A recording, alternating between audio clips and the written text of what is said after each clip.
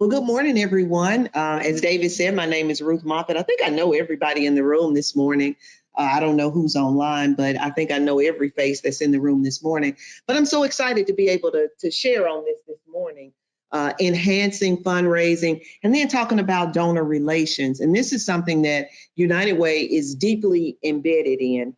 But I want to challenge us, and I'm going to tell you challenge in the as a precursor. And then as we move into this presentation, we're gonna do some feedback. I want some audience feedback as we go through. So I believe a picture is worth 1,000 words, right? Me and some of the United Way staff were just talking about this. I was asked the question, hey, where did you get that picture? And I started talking about this picture because a picture for me, and people are different, but for some people, when I look at this picture, I see the sun setting. I see these children that are out here playing. But then I also think about, when you think about the sun setting, long processes. I'm at the end of that process, and now I've received the reward. So this girl that is up in the air, and she's got this smile on her face. She's excited about what she's doing. And when we think about fundraising, I wanted to first give us a definition. See if it's going to work for me.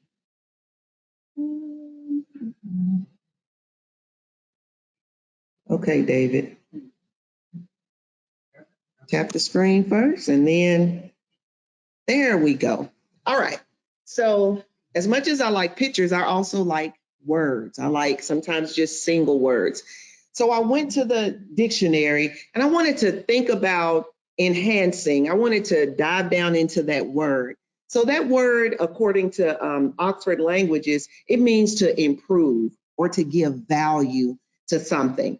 Of course, fundraising is of financial support for a charity or a cause or enterprise. So let's look at this in improving the value for those who support a charity, who support a cause, or who support an enterprise, whether they're given financially or whether they're given a in-kind to your organization.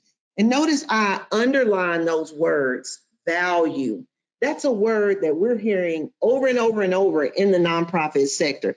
People want to know that their gift, that their donation, that their time is adding value. What is the value to what I'm doing, right? And so that's very important when we talk about donor relations. I've had multiple conversations with people who they want to make sure that they're adding value to that situation and not that they're just throwing some money out there. You know, there was a time when you just had your givers who were embedded in philanthropic causes, and they just trusted that you were doing the right thing, but value wasn't so much on the, I think it was in the back of their minds, in the core of their minds, but now it's on the forefront of our donors' minds.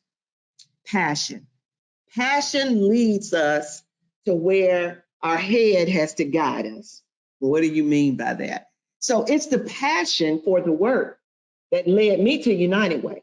I believe in what we do. I believe in the fact that you can give this one gift and it's going to touch multiple areas. That's my passion. But it takes my understanding and my mind to guide me through that passion. And so we can't just stop at passion. You have to know that your donors, they have a passion. That's what led them to you. Whether it's the Humane Society, whether it is saving the whales, whatever that particular thing is, what led your donor to your organization is passion. Whether it's education, whether it's the run, whether it's multiple, it's a multiplicity of things. And so what is your passion? All right. I wanted to really almost put a pin there because you have to marry the passion with the understanding of how you're going to make it happen. This is important because it's something that our donors are really looking at. And improving our relationship with them, we have like passions. So people that connect with United Way, I'll use them because that's where I'm at.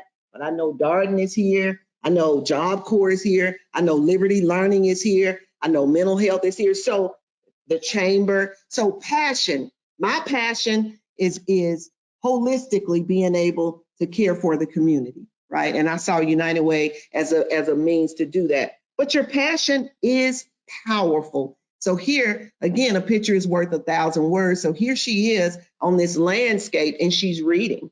You know, for some people, again, I go to education because those things are going to be married. So when you're working with your donors, your passions are going to leap one with another. You're going to be having conversations with those donors. And we call it, ooh, I got chill bumps. You know, I got chill. Oh, we were talking and, ooh, I could just see that. So that's really, really important because it's not just telling our donors. We're really moving into a season where it's like, show me what's going on. Show me the difference that it's making. So let's talk about the why.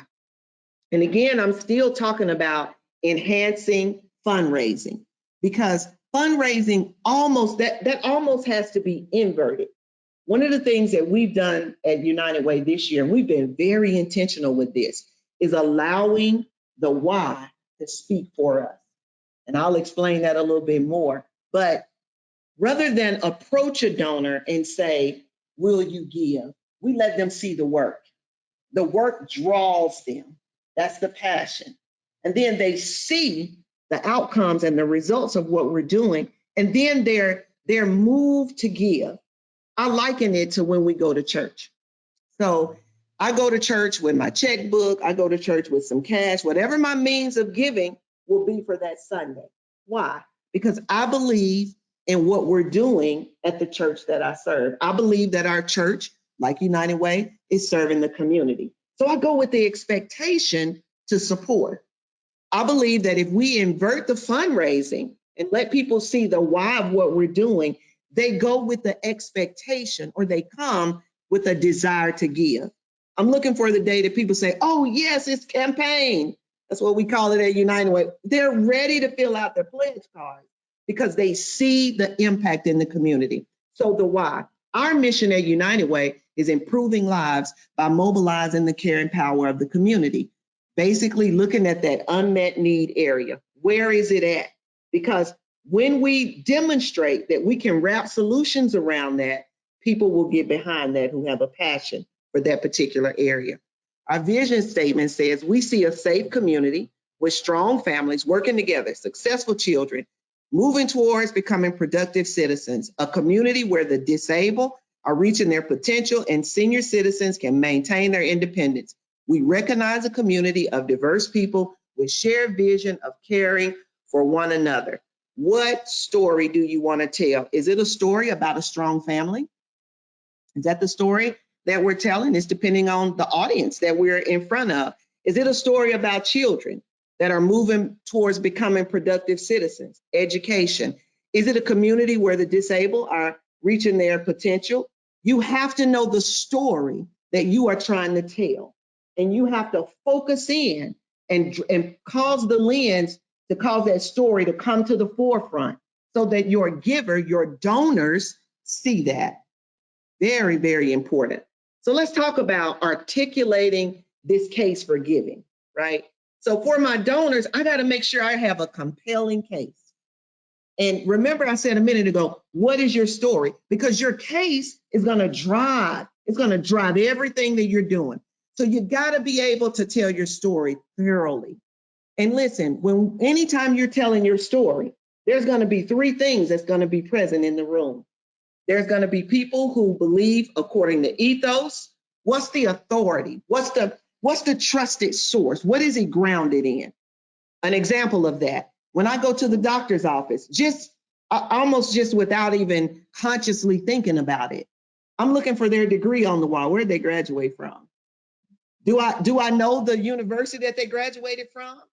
If I see something that says Vanderbilt or Yale, you almost get a source of security. Like, oh yeah, they graduated from a great school.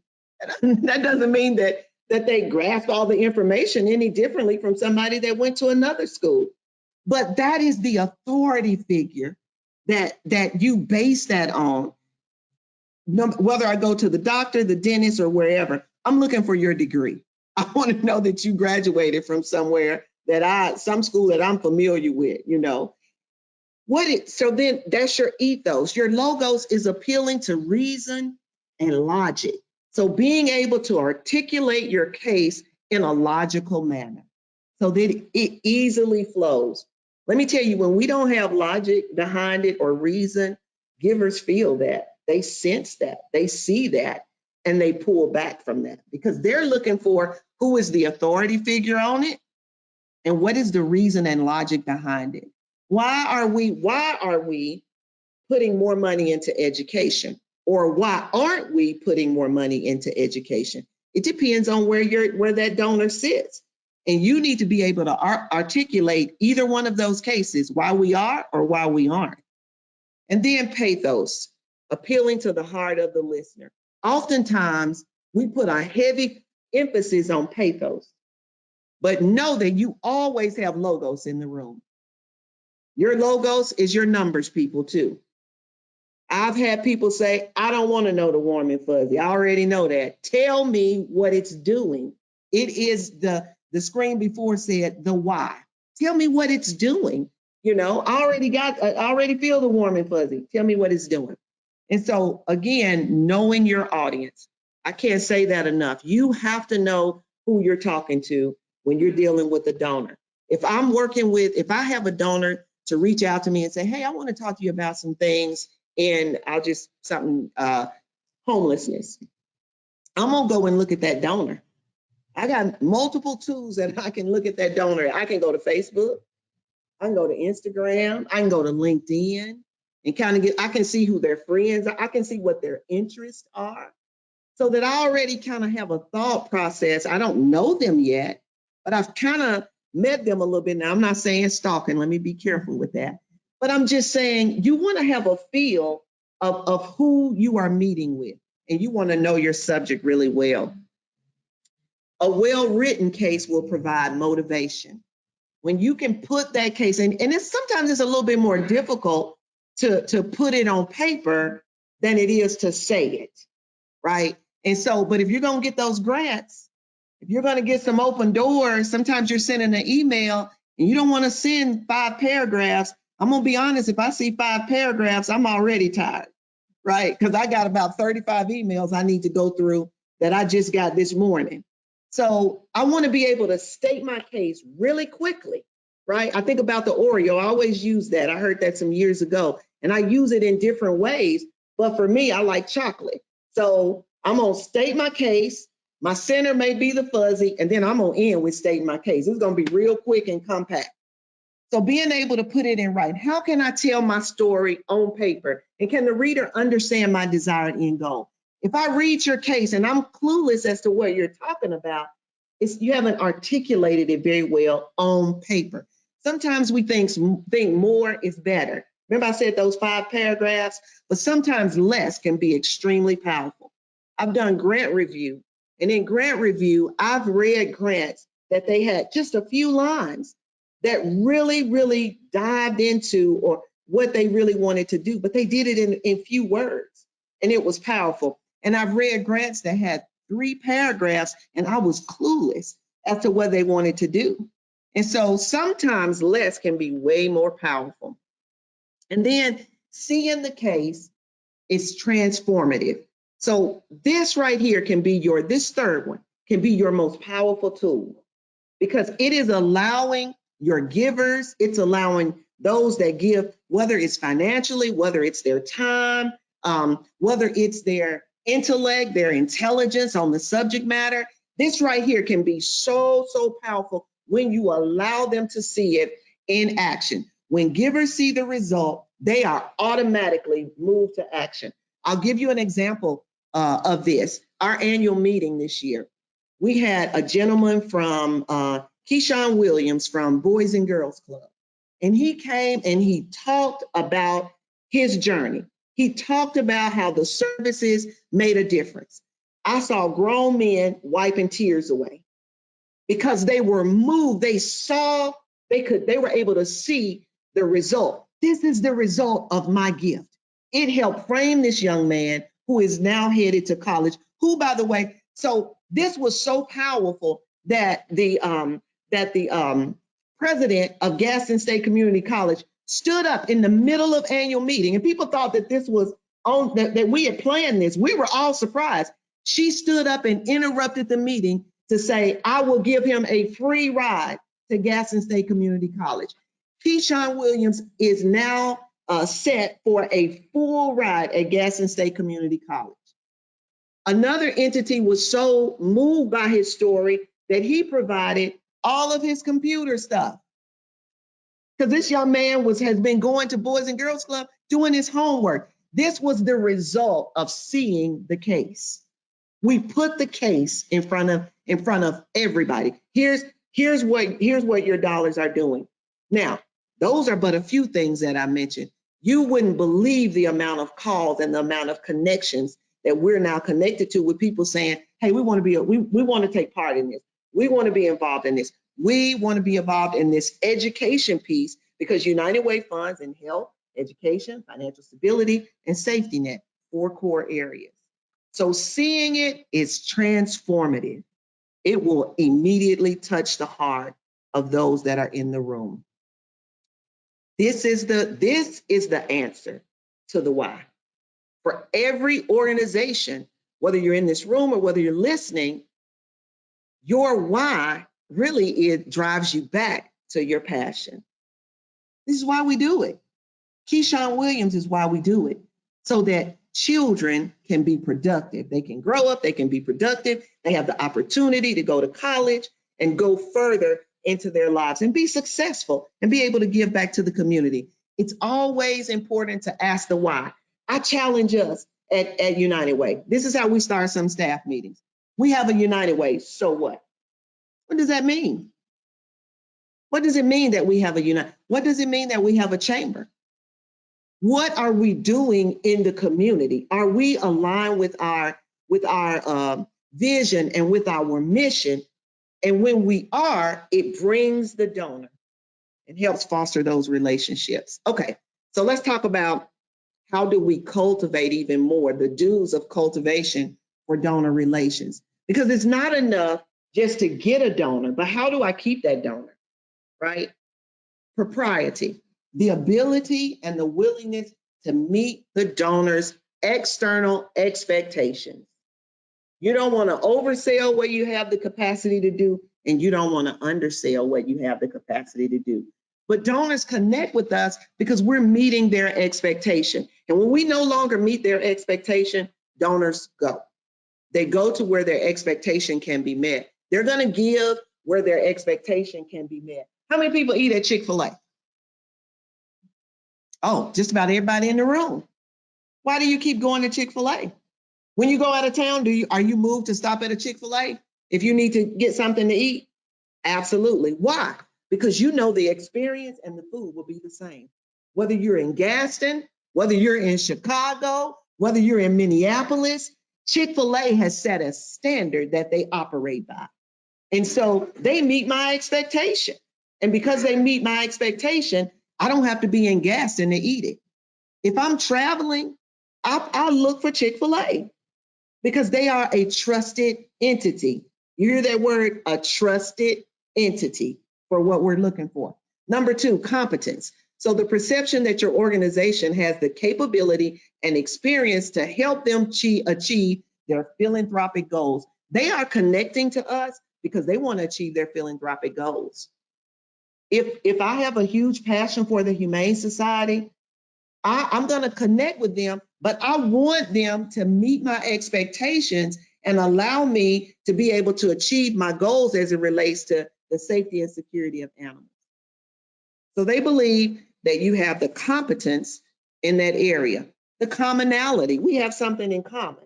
Remember, I talked earlier about that passion. So the perception that your organization and your donors hold things in common space, interests, beliefs, and values.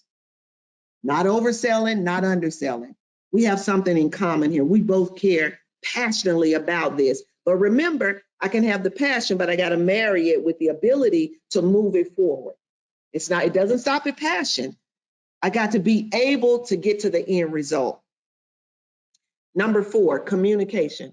I cannot stress this enough. This number 4 probably should be way down the line, but all of them are extremely important. But you must be open, transparent, and articulate. Donors leave because we don't tell them what we're doing. We don't show them. A picture is worth 1,000 words. Every now and then, sending out a newsletter of something that's been a success. But even articulating challenges are important because you don't know what donor holds your next vision and idea, bringing it to life. So sometimes we think that if we articulate things that are possible threats, that's a no-no, that's a deficit. No, it matters how you see it. It matters if we see the glass, if we always see it half empty, let's see it almost full. Let's see it almost at the top. And with this next donation, man, it's going to throw us right on over into the overflow. So if we change how we see it, we change our perception, we bring that energy in the room when we meet with our donors. And so communication is so important, and accountability. You want to always be accountable for what you're doing. And you want your donors, your givers, donors are looking at that, and intent.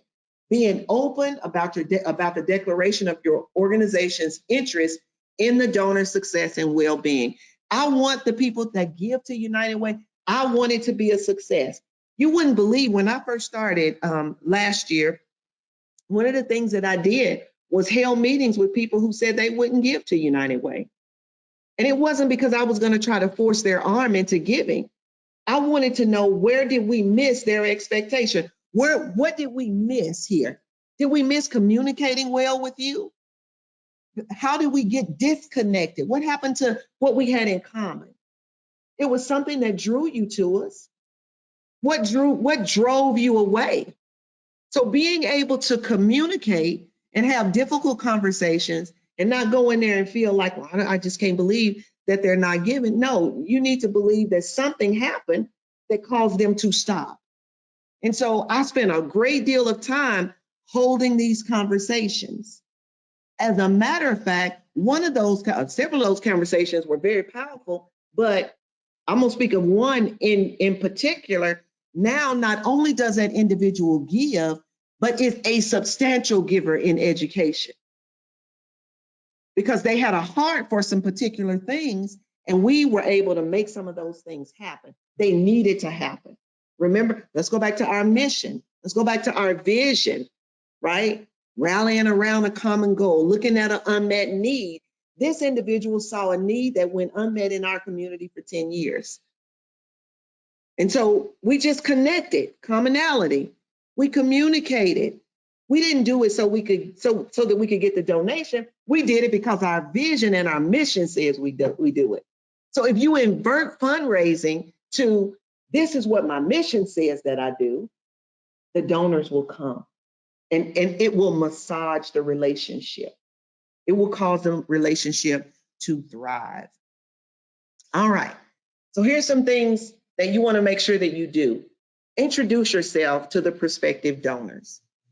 There's always an opportunity to introduce yourselves, to reintroduce yourselves, right? Hi, my name is Ruth Moffitt. It's good to meet you. What's your name? What organization do you work at? Introducing yourself. Because remember that it's not just financially that people give, they give in kind. We couldn't do the work of United Way without in-kind donors. Our whole campaign is our whole volunteers, our campaign is ran by volunteers. There's no way we could run 12 divisions with the staff that we have at United Way. So our campaign is broken into 12 divisions. Not only is it a division chair, but then it's 2 loan executives. That's 3 people per chair. The funds that are allocated, that's done by allocation volunteers. Remember, transparency, accountability. So I'm not sitting down saying, oh, I think I'll give so-and-so. No, that's not my call. The community does that. The community decides. It's volunteers. So making sure that, realizing that the people that are connected to me, whether it's in kind or whether it's financially, it is all a great asset. Sometimes an in-kind donor becomes a financial donor because they see the work so personal and they're like, oh, wow, this is amazing. Schedule an in-person meeting to really feel what that donor desires. If you know that you have someone that has the capacity to give in that area, you know that that's their passion, take them to lunch, take them to dinner. I took somebody to lunch who said, I don't like United Way, who now gives substantially. Let's take them to lunch. Let's talk. I want to talk. Let's communicate. Listen to their interests and expectations. Listen to what they're saying to you. I didn't try to give them excuses. I can't tell you that your experience wasn't real. I wasn't there. All I can do is share with you where we are now. And actually, when I heard his heart, it was in education. I was like, oh, yeah, we need to address that. Invite the donor to a special event or dinner. Invite them to something that you have going on. You really just want them to be able to see your organization at work. We talk about, we use this, we actually have a document that says United Way at work. I want you to see the work. Like, you can hear me, there's a time for me to talk, but it's a time for you to see. Invitation to give financially or in kind. Make the ask. If you built the relationship and you know that that donor, maybe they're volunteering, and again, they have the capacity to give, make the ask. You know, we ask our partner agencies, and I'm real proud of this because nonprofit work, you don't make a whole lot of money, right? So it's definitely the passion that drives you into it. But every one of our partner agencies give to the campaign. Do you think that dollar doesn't matter? If a person gives $1, that matters. You can still get something with $1. So when we put those dollars together, now we're able to make a whole meal. 5 people give $1. We can go buy somebody that's homeless something to eat. We can go get them a can of something here or there with $5. So it matters. So making sure that you make the ask, send a thank you note for their support. Every so often, I like to send a handwritten thank you note for different things. Update, update, update. I can't say it enough. It goes back to communication. Let your donors know what you're doing. Update them on things that are going on. Update them on exciting things. Update them when you have events. Keep them updated on what's going on. It really garners an excitement. It puts an excitement in the air. Queries on corporate matching funds and pools that the donor might be able to leverage. Once that donor is connected to your organization, the place that they work at may offer some type of matching, so that you're able to now double that gift through their corporate matching. And then this last one is extremely important. Stories of individuals reached, the family served, and the community impact. We put out a flyer every year that actually highlights the number of services in every community here in Etowah County. So it tells the number of services by each organization, and it gives us that big figure at the end. 52,000, over 52,000 services given last year in a population of slightly over 102,000. You think that's massive?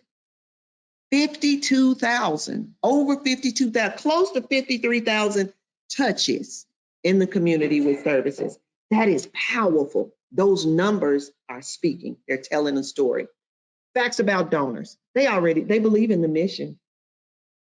If they are open to have a conversation with you, they've already in some capacity connected with your mission. Sometimes they choose a cause they have been impacted by.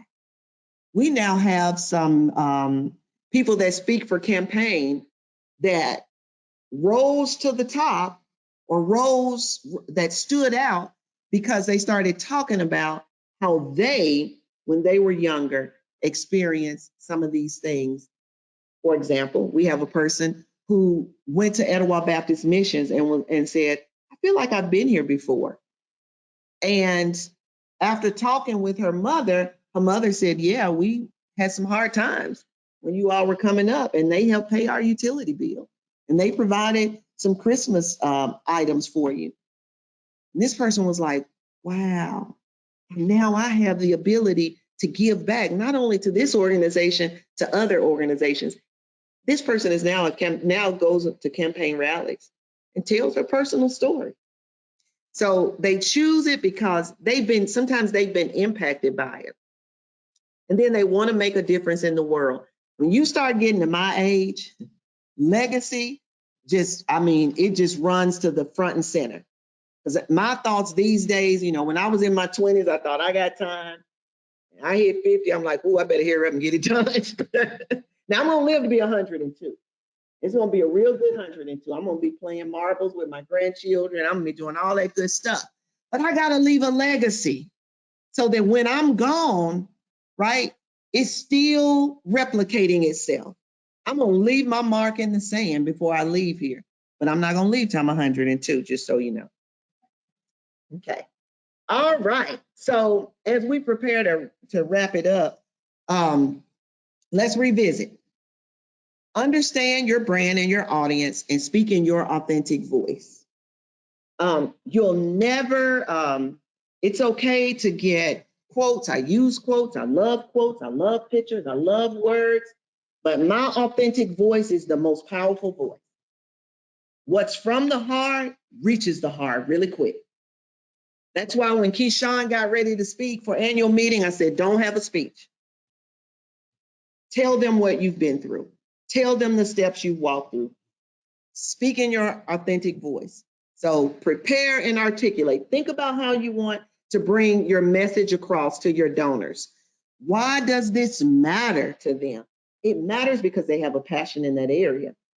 So no, we said a minute ago, just having the I don't have conversations with people about things that are not even on if it's not on my radar, I'm not going to lunch. Because that hour is very special to me. I just told you I'm 50. That hour is special to me. So I'm going to use it where I can best maximize it. I'm going to maximize my time. And then where are you taking them? Where do I want to take this particular individual? What do I want them to see in it? Again, and you'll see this as we wrap up because this is kind of twofold. You want to always let the picture speak for you too. This same picture, I have this same picture in with no color, and the children look sad. It gives you a different visual. This is a picture of success. Get your facts right, your 5 to-dos, the who, what, where, when, and why. You're cultivating when you're doing that. This picture is saying something else. We perceive the world through more than just our eyes and our ears and what we smell and what we taste. Put your donors in a place to provide them a point of reference. The imagination will do the rest. So if I give them the visual, I've done my homework, I've prepared, I speak in my authentic voice, right? And then the visual is going to step in and it's going to aid me in driving my case. Because the reason why I'm asking you to give is because we don't want families, mothers and children to have to sleep under a tree or under a bridge. When I begin to articulate my case and I give you a visual, it adds power and substance to the case. So give them a visual. Again, give them a visual. When I look at this picture, the first thing that I notice is there are no other children. There's no other children in this room. For me, that says that this child is maybe getting tutoring. Is that important? It's extremely important because for some children, they're not able to absorb it like others. Did you know that on a national level, 28%, you correct me if I'm wrong, Brett, 28% of children enter 4th grade on a 4th grade reading level. Are you familiar with that, Brett? 28%. Is there a need for tutors? Absolutely. So I just gave you the data. I gave you a visual to go along with it. And it looks like that he's connecting with his tutor, connectivity. So I give you the argument of why this is why we need tutors in the area of literacy. Because 28% of children on a national level enter in reading on the 4th grade level. Is reading fundamental? Is it a building block? It absolutely is. If they're not reading by 3rd grade, we're in trouble. What do you think the statistic is for Gadsden? For Etowah County? Betty said, I'm scared to know. Now I checked that a few weeks ago. I want to say it was either, I think it was 21. Is that right, Britt? About 21?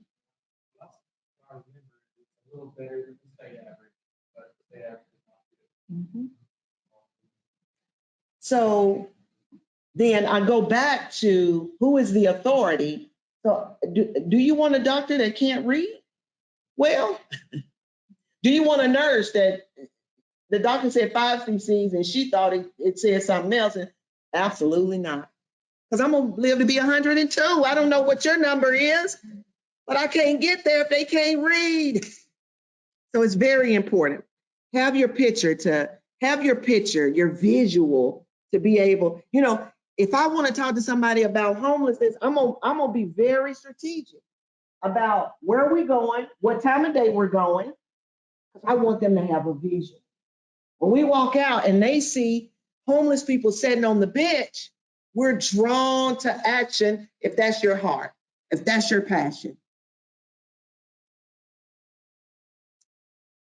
Show, and I know we talked about telling, and the word that I left out of here, and I left it on intentionally because I wanted to talk about it, show and not just tell. You got to do both of them. Engage. A picture, again, is worth 1,000 words. Why would we have a homeless vet on the street when we have all kind of veteran services? What's the problem? Where is the breakdown? And how can we address that breakdown? Do you think it's not donors out there that don't care about that? There are donors out there that care about that. And connecting to those donors, if you're doing the work, now we can be guilty of this in the nonprofit world. And this is how I know, this is when I know a grant is not for United Way. When I'm trying to squeeze us into that grant.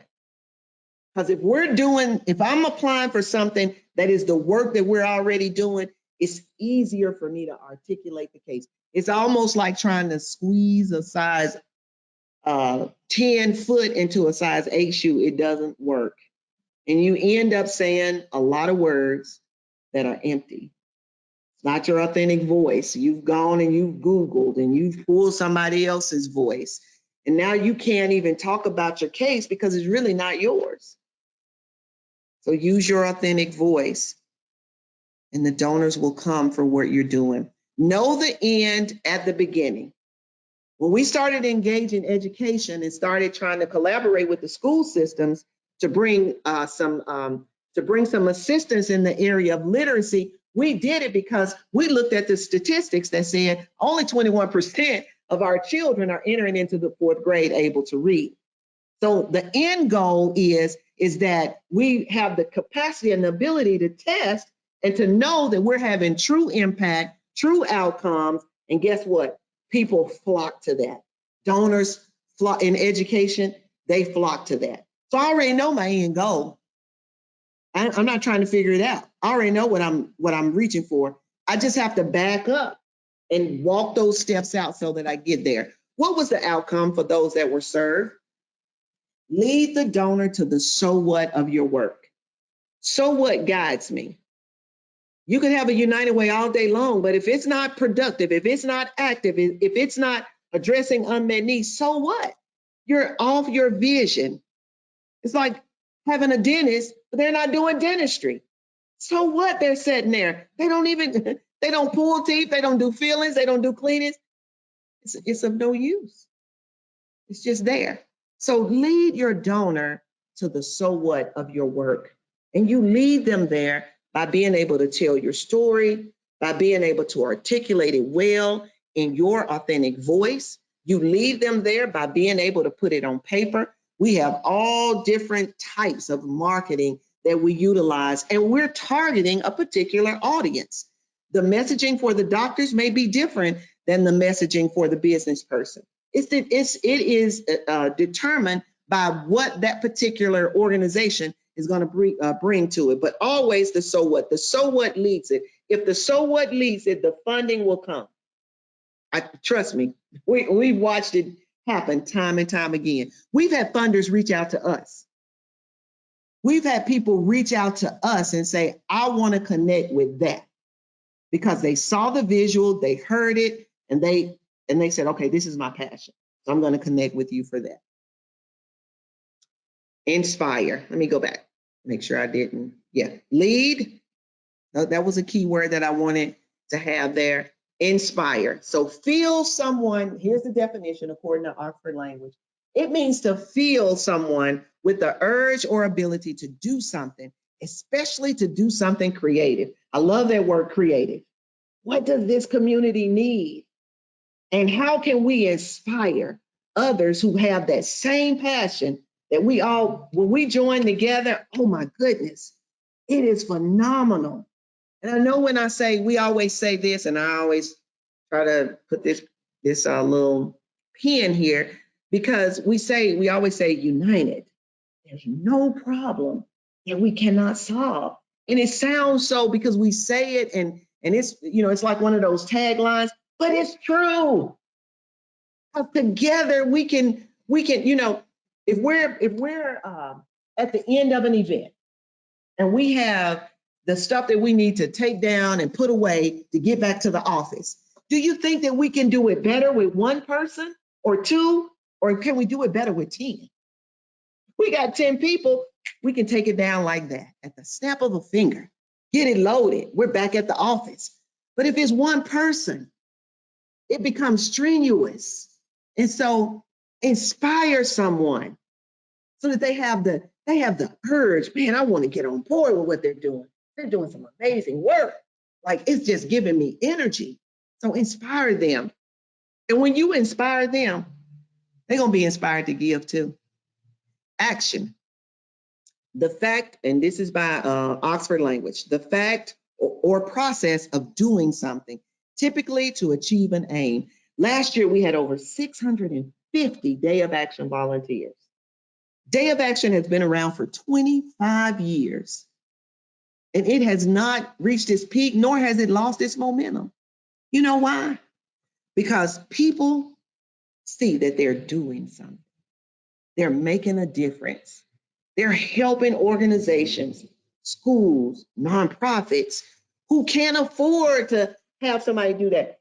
Do you know what it feels like? And I know you all do, to go to a school that you painted last year for Day of Action and to see that it's still up, it's still beautiful, it's still thriving, it's still, children are still coming down that hallway being inspired by it. Day of Action has existed because we have given the community an opportunity to do something. And guess what? We're doing it together. We're doing it united. It's everybody, the city will be a sea of whatever color is chosen for that year. And then we all go over to the venue, used to be up here at Convention Hall, whichever direction it is, and we all eat together, still united. And then when we leave there, you have that moment where you're like, this is wonderful. Because it feels good to help somebody else. So move them to act. When you inspire them, they'll be moved to action. And then remember that alone, we can do so little, but together we can do so much. So don't forget that. So before I wrap up, because I think I'm getting close to my time, I want to ask a question. Let's go back here.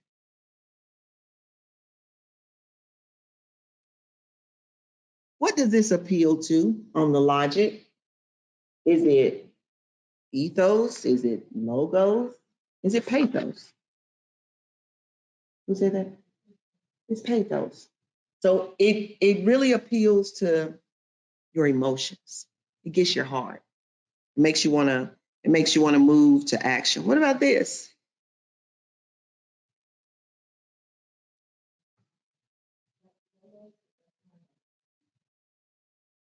reason, logic. Mhm. And it could be pathos too, the good. Well, let's go this way. Well, what about this one? Pathos all the way, all day long. Um,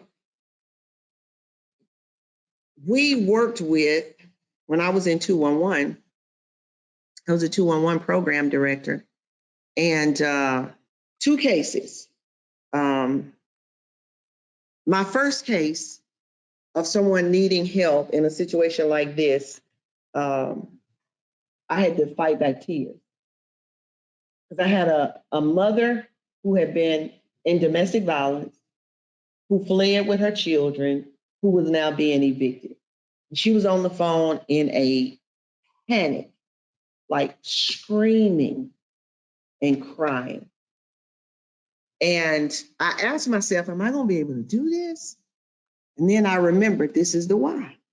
This is why I want to do this, because I want to make a difference in her life, in the lives of her, in her life and her children. She said, my children think we're at the park to play.